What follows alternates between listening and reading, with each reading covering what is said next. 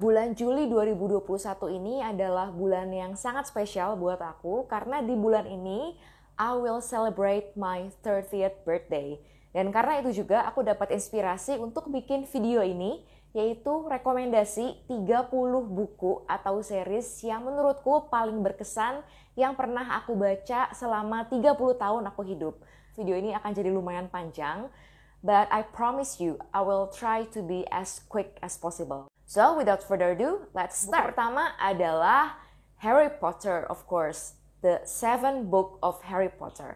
Buku ini adalah buku yang sangat berkesan banget buat aku, dan buku pertama dari serial Harry Potter, yaitu Harry Potter and the Philosopher's Stone, adalah buku yang bikin aku jatuh cinta dengan dunia membaca. Aku pernah bikin video khusus tentang hal itu, kalian bisa klik link videonya di description box. Yang kedua adalah Atomic Habits. Buku ini juga udah terkenal banget, salah satu buku self-help yang paling terkenal saat ini menurut aku. Dan seperti judulnya, buku ini bicara tentang kebiasaan. Lebih tepatnya lagi, apa aja small steps atau atomic steps yang bisa kita lakukan untuk mengubah kebiasaan kita. Baik itu untuk mengembangkan kebiasaan baik atau untuk mengurangi kebiasaan buruk. Nomor 3 adalah The Midnight Library. Salah satu novel paling heartwarming yang pernah aku baca. Kalau kalian pernah mempertanyakan keputusan kalian di masa lalu, mungkin pernah menyesali sesuatu yang kalian lakukan di masa lalu dan sampai kebawa ke masa sekarang, you must read this book. Karena aku yakin semua orang pasti pernah berharap mereka pernah melakukan sesuatu yang berbeda di masa lalunya. Nomor 4 adalah Diary of Wimpy Kid. Ada 15 buku dalam series ini, bukunya lucu, it's a funny, light, middle grade series. Ceritanya tentang ketengilan seorang bocah SMP bernama Greg Hafley. Nomor 5 adalah serial The Hunger Games. Ini juga udah terkenal banget. Aku belum baca buku terbarunya, yaitu The Ballads of Songbirds and Snake. Aku baru baca 3 bukunya aja, Hunger Games, Catching Fire, dan Mockingjay. Dan aku suka banget ngikutin perjalanan Katniss Everdeen, dari dia bukan seorang apa-apa, dari dia cuma gadis biasa di Distrik 12 sampai akhirnya dia menjadi pahlawan negara. Nomor 6 adalah Heartless oleh Marissa Mayer. Buku ini adalah sebuah retelling dari cerita dongeng Alice in Wonderland yang berfokus sama cerita Queen of Hearts atau Ratu Hati. Aku pernah bikin satu video khusus yang membahas novel ini karena novel ini bikin perasaanku campur aduk. I will link the video down below. Nomor 7, Doraemon. Aku punya banyak banget serial Doraemon waktu aku kecil dan sampai sekarang masih ada buku-bukunya di rumahku. Mau itu serial petualangan, Doraemon yang biasa, terus ada Doraemon yang edisi spesial, Doraemon yang belajar berhitung bareng Nobita, aku punya semuanya dulu. Dan buku ini berkesan banget buat aku karena waktu kecil aku susah makan dan akhirnya waktu itu mbakku menemukan cara supaya aku mau makan. Ya aku makan sambil baca komik Doraemon, and I continued that habit until I was in junior high. Nomor 8, serial Cormoran Strike. Jujur aja awalnya aku baca ini karena penulisnya adalah J.K. Rowling yang pakai nama pena Robert Galbraith. Tapi setelah aku baca bukunya, I don't even really care who writes the story because the story is that good. Dan aku suka sama semua seriesnya Cormoran Strike. Aku udah baca sampai buku kelima, yaitu Troubled Blood. Aku pernah bikin video review khusus juga, I will link it down below. Nomor 9 adalah A Study in Scarlet. Ini cerita klasik, it might be the oldest book that I've ever read, karena pertama kali terbit di tahun 1887.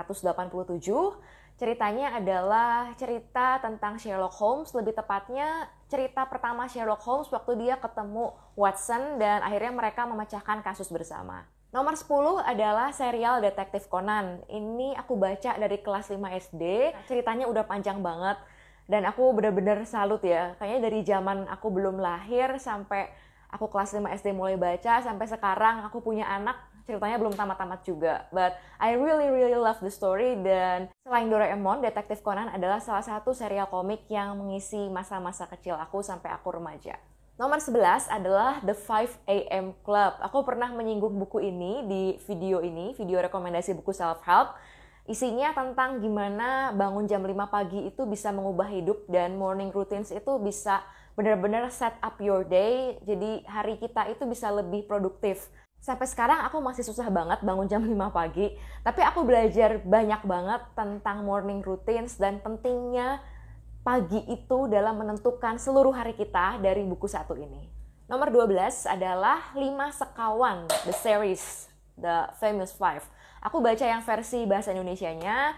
Ini salah satu buku yang aku baca waktu aku masih SD dulu. Aku nggak punya semua seriesnya, tapi aku suka banget sama setiap buku yang aku baca. Kayaknya aku punya 4 atau 5 bukunya 5 Sekawan dulu.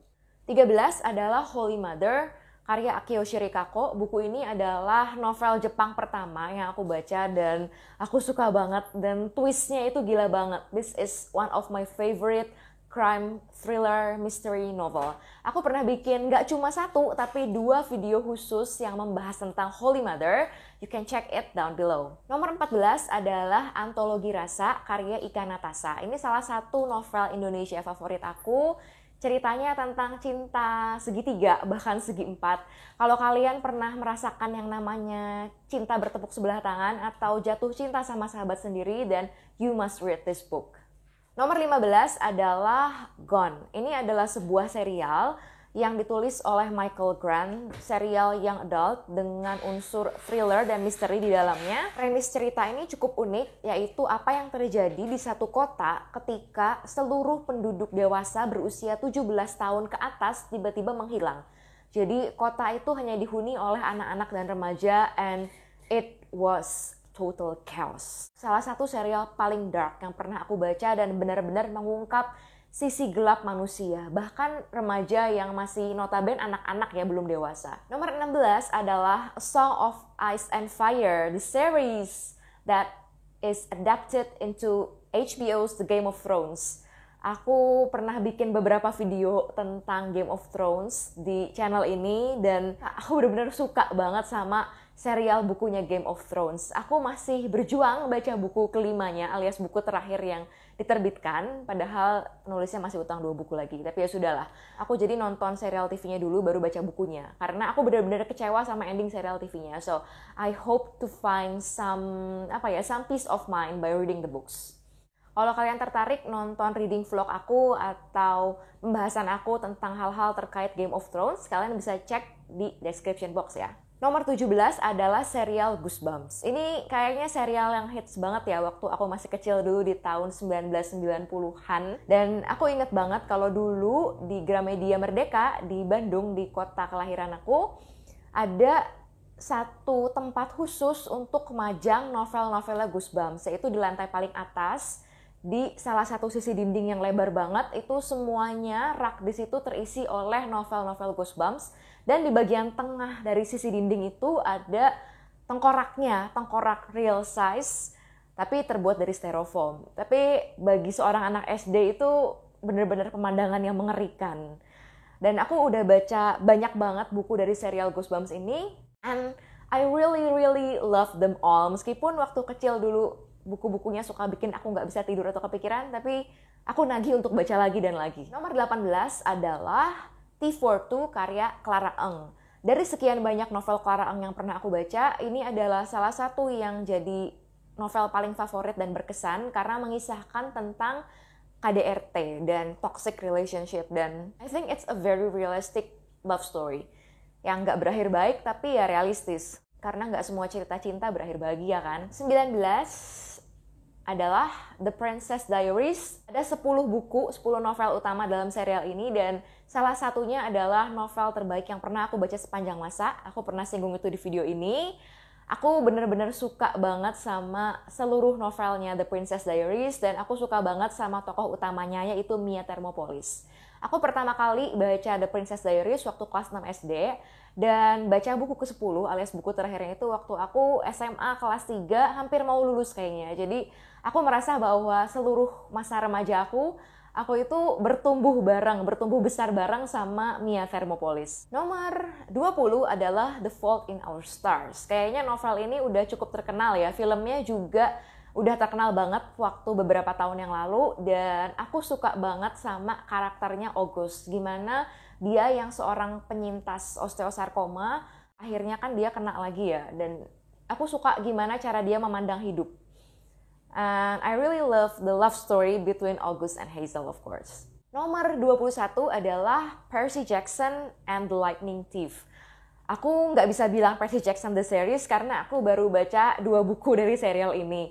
Aku bener-bener nyesel kenapa aku baru baca Percy Jackson di usiaku yang udah merangkak mendekati kepala 3. Karena sebenarnya novelnya udah lumayan ngehits waktu aku SMP SMA dulu. Tapi dulu entah kenapa aku nggak tertarik baca. Ternyata ceritanya lucu, seru, dan I really love the characters. Dan buku ini adalah salah satu buku yang jadi mood booster aku kalau pikiran aku lagi nggak keruan.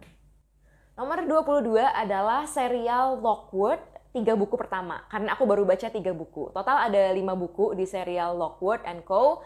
Tapi aku baru baca 3, dan ini juga novel yang bikin aku menyesal kenapa aku baru baca Lockwood di usia yang udah lumayan tua ini. Padahal novelnya juga udah terbit dari beberapa tahun yang lalu. Karena ceritanya bagus, meskipun ini fantasi dan ada unsur horornya, tapi nuansa yang adultnya juga kerasa dan aku suka banget sama tokoh Lockwood. Nomor 23 adalah Crazy Rich Asians. Aku pertama kali nonton film yang diangkat dari novel ini di tahun 2018 dulu, dan aku suka banget sama filmnya, makanya aku memutuskan untuk beli dan baca bukunya. Ternyata cerita di bukunya agak sedikit beda sama di filmnya, but both of them are funny and really benar-benar bikin mood booster juga ya menurut aku. Dan aku sekarang masih mencari waktu untuk baca buku keduanya dulu. Nomor 24 adalah Make Time.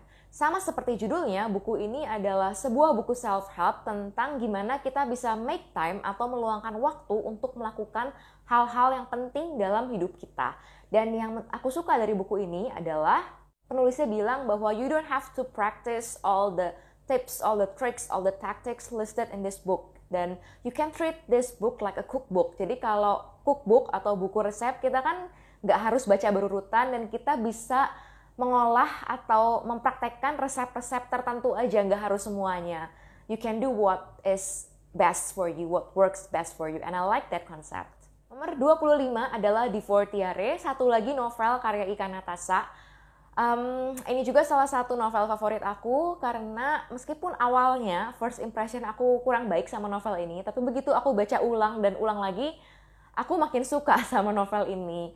Jadi seperti yang udah tersirat di judulnya, Divortiare ini bicara tentang gimana sebuah kehidupan pasca perceraian. And I love this novel because it's realistic, just like T42. Nomor 26 adalah sebuah novel yang baru aku tamatkan 2 hari lalu, yaitu She Smells of Turmeric, karya Natasha Sondak.